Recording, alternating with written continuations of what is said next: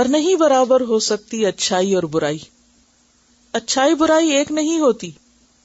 ادفع دور کرو، باللتی ساتھ اس طریقے کے، ہی احسن جو سب سے اچھا. برائی کو بہترین چیز سے بہترین طریقے سے دور کرو. کیونکہ انسان جب دوسروں کو اللہ کی طرف بلاتا ہے تو بسا اوقات ان کی طرف سے وہ رسپانس نہیں ملتا جو ملنا چاہیے.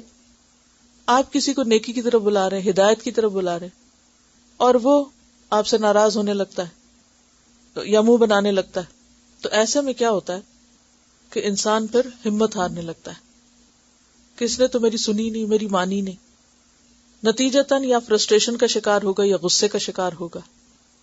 تو اس صورت میں پھر انسان کو کیسے ریئیکٹ کرنا چاہیے؟ وَلَا تَسْتَوِي الْحَسَنَةُ وَلَا السَّيِّئَةُ.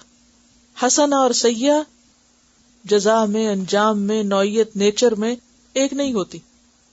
ادفع باللتی ہی احسن. دوسرے کے برے رویے کو، غلط ری ایکشن کو کس سے دور کرو؟ بہتر چیز. اگر کوئی مخالفت کرے تو جواب میں برداشت کرو. کوئی برا بھلا کہے تو صبر سے کام لو. کوئی جہالت برتے تو حلم سے کام لو. کوئی تکلیف دے تو معاف کر دو. حضرت ابوبکر رضی اللہ تعالیٰ عنہ کے بارے میں آتا ہے کہ ان کو کسی نے برا بھلا کہا تو کہنے لگے کہ اگر تو سچا ہے تو اللہ تعالیٰ مجھے معاف کر دے. یعنی اگر تو مجھے برا کہہ رہا ہے اور تو اپنے کہنے میں سچا ہے تو میری دعا ہے کہ اللہ مجھے معاف کر دے، میں غلط ہوں پھر. اور اگر تو جھوٹا ہے، یعنی میں غلط نہیں ہوں اور تو مجھے غلط کہہ رہا ہے، تو اللہ تعالیٰ تجھے بخش دے. یہ ہے عملی نمونہ کس کا؟ ادفع باللتی ہی احسن. اگر ہم پر کوئی الزام لگائے تو ہمارا ری ایکشن کیا ہوتا ہے؟ اگر الزام لگانے والا یا غلط بات کرنے والا مثلا صحیح کہہ رہا ہے تو اس میں برا ماننے کی کیا ضرورت ہے؟ اپنی اصلاح کر لے، اللہ سے معافی مانگے. اور اگر وہ غلط کہہ رہا ہے تو بھی بگڑنے کی ضرورت نہیں، اس کی ہدایت کی دعا کر دے. کیونکہ ہمارا کام تو لوگوں کو اللہ کی طرف بلانا ہے، اس کو بھی بلانا ہے اور اوروں کو بھی بلانا ہے. کیونکہ بسا اوقات کیا ہوتا ہے کہ لوگ جب آپ پر جھوٹے الزام لگاتے ہیں تو آپ سوچتے ہیں کہ مجھے سختی سے ان کا جواب دینا ہے اور ان کو ٹھکانے لگانا ہے. اس طریقے سے دین نہیں پھیلتا. تو ابراہیم لنکن نے کیا کہا تھا؟ اس نے کہا تھا کہ کیا میں اپنے دشمنوں کو دوست بنا کر ان کو ڈسٹرائے نہیں کر رہا؟ یعنی دشمنوں کو دوست بنانا بھی تو ان کو ڈسٹرائے کرنا ہے نا، دشمن ختم کرنا ہے. اصل چیز تو دشمنی ختم کرنا ہے. تو دشمنی کس سے ختم ہوتی؟ مقابلہ کرنے سے. ادفع باللتی ہی احسن. کوئی آپ پر اگر جھوٹے الزام لگاتا ہے، آپ کو برا بھلا کہتا ہے، غلط فہمی کا شکار ہے، تو اس پر صبر اور حوصلے سے کام لیں، اس کی ہدایت کے لیے دعا کریں اور احسن رویہ اختیار کریں. حضرت ابراہیم علیہ السلام کو آپ دیکھیے کہ جب نمرود کے دربار میں اس سے بات ہو رہی تھی تو انہوں نے کیا کہا تھا؟ ربی الذی یحیی و یمیت قال انا احیی و امیت. ابراہیم علیہ السلام نے کوئی جواب نہیں آگے سے دیا کہ نہیں تو جھوٹ کہہ رہا ہے، کر کے دکھا مجھے. نہیں، کیا کہا؟ قال ان اللہ یاتی بالشمس من المشرق فاتی بها من المغرب وبہت الذی کفر. تو وہ حیران ہو گیا اس دلیل پر. یہ ہے حکمت کا طریقہ کہ اگر کہیں آرگیومنٹ ہو بھی رہی ہو تو ایسی صورت میں دلیل سے کام لے، نہ کہ غیظ و غضب سے اور ایک شر کے جواب میں شر سے نہیں. دوسرے کو سوچنے کا موقع دے. عام طور پر ہم اس ہتھیار کو استعمال نہیں کرتے، دوسرے کو بھی ڈیفینسو اس میں لے آتے ہیں یا اس کو تیش دلاتے ہیں. اس کے بجائے اس کے ضمیر کو جھنجھوڑیں، اس کے اندر کی جو خیر ہے اس کو باہر لائیں. اور یہ اسی وقت ہو سکتا ہے کہ جب آپ خود صبر سے کام لیں. اگر آپ بے صبرے ہو جائیں گے اور غصے کا جواب غصے سے دیں گے، برائی کا جواب برائی سے دیں گے، کبھی بھی خیر نہیں پھیل سکتی. ایسے ماحول میں اللہ کے دین کا کام ہو ہی نہیں سکتا، نہ وہ آگے بڑھ سکتا ہے، چاہے آپ جتنے مرضی وسیلے اختیار کر لیں.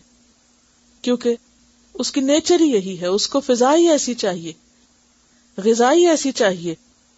کیا؟ ادفع باللتی ہی احسن. دیکھیے، لوگوں کی کئی اقسام ہوتی ہیں. ایک وہ ہے کہ جن کے ساتھ آپ اچھائی کریں تو وہ آپ کو جواب میں اچھا رسپانس دیں گے. تو آپ نے اگر کسی سے اچھا کیا، اس نے آپ کے ساتھ اچھا کیا، برابر کا معاملہ نا، اس میں آپ تو اچھے نہیں ہوئے نا. ایک وہ شخص ہے کہ جس کے ساتھ آپ اچھائی کریں تو وہ جواب میں کیا کرے؟ برائی کرے.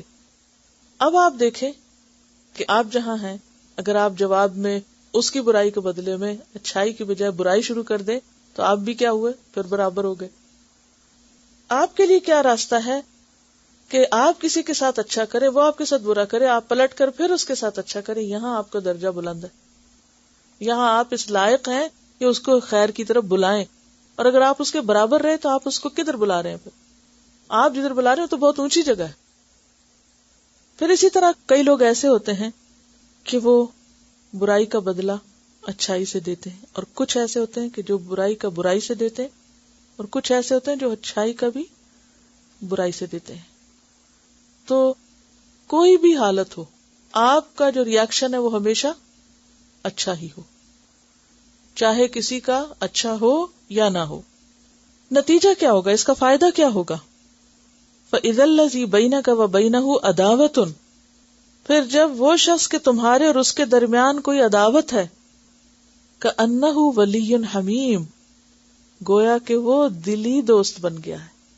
یعنی آپ اس رویے کے ساتھ دشمنوں کو دوست بنا سکتے.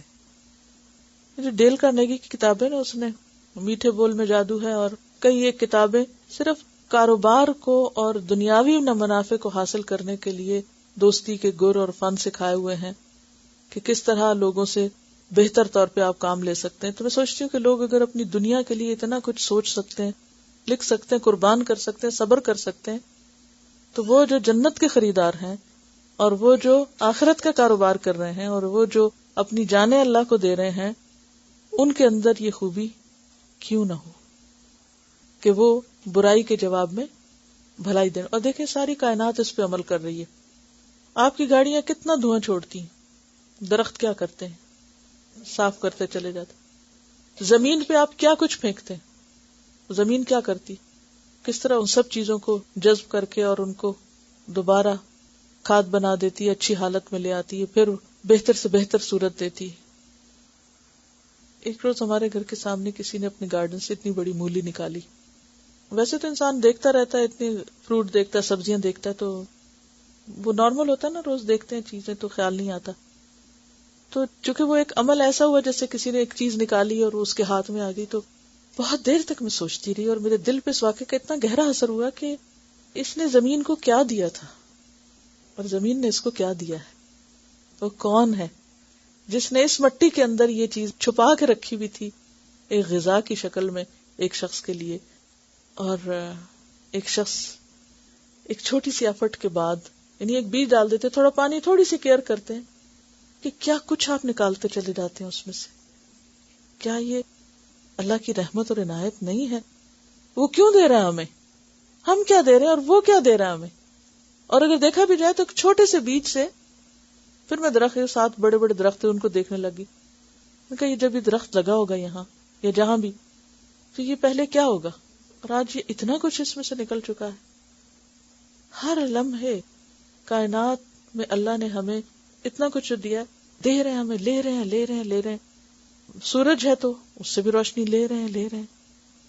جب سے یہ فرشتوں کا ذکر بار بار آ رہا ہے تو میں سوچتی ہوں کہ اللہ نے فرشتے بھی ہمارے لیے بنائے ہوئے ہیں، اور تو اور فرشتے بھی ہمارے لیے، کہ وہ اتنا کچھ انتظام کرتے رہتے ہیں تاکہ ہم آرام سے یہاں رہ سکیں، کھائیں پیئیں، سب کریں. اور پھر اس کے بعد یہ کہ دعائیں بھی کریں وہ ہمارے لیے.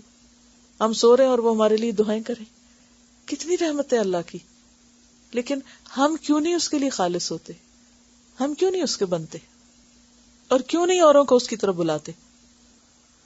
کیونکہ کسی انسان کے سچا ہونے کی یہ دلیل بھی ہے کہ وہ جو خود کر رہا ہے، جو اپنے لیے پسند کرتا ہے، وہ لازماً دوسروں کے لیے بھی کرتا ہے. پھر کیونکہ وہ کیا چاہتا ہے کہ جو میں کر رہا ہوں باقی لوگ بھی وہی کریں. لیکن یہ کام اسی وقت ہو سکتا ہے کہ جب انسان بہت بڑا دل رکھے اور برائی کے جواب میں بھلائی دینے والا ہو، تھوڑی چیز لے کر زیادہ ریٹرن دینے والا ہو. برابر کے معاملے سے دین نہیں پھیلتا. اور زیادتی کرنے سے تو بالکل ہی نہیں پھیلتا.